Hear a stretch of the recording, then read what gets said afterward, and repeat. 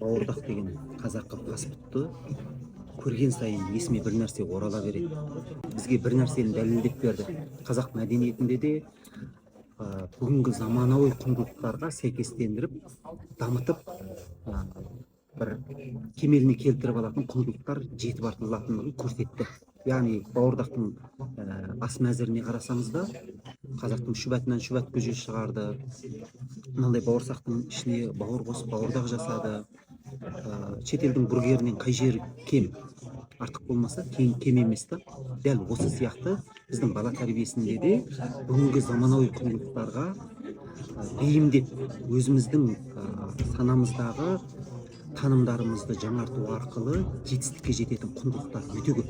Тәрбие танымдары кітабында дәл осы біз айтып отырған мәселе, яғни қазақ ұлтының ойлау жүйесіндегі бүгінгі балалардың тұлғалық қасиетіне керекті деп есептелетін және бүгінгі ата-аналардың 21 ғасырда отырып өз баласын жоғары деңгейдегі сапалы адам сияқты адам қылып жетілдіруге көмектесетін көптеген танымдарды біз қал-қадірімізше осы кітапқа жинақтадық.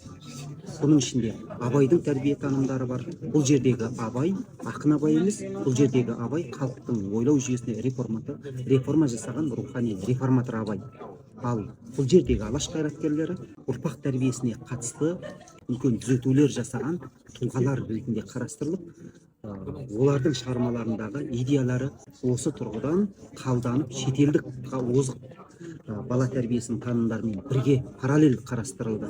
Сондықтан бұл кітапты алсаңыздар, отбасыларыңыздағы бала тәрбиесінің қазақы болуына және баланың болмысының қазақы заманауи құндылықтарды бойына сіңірген адам сияқты адам болуына өзіндік пайдасын тигізеді.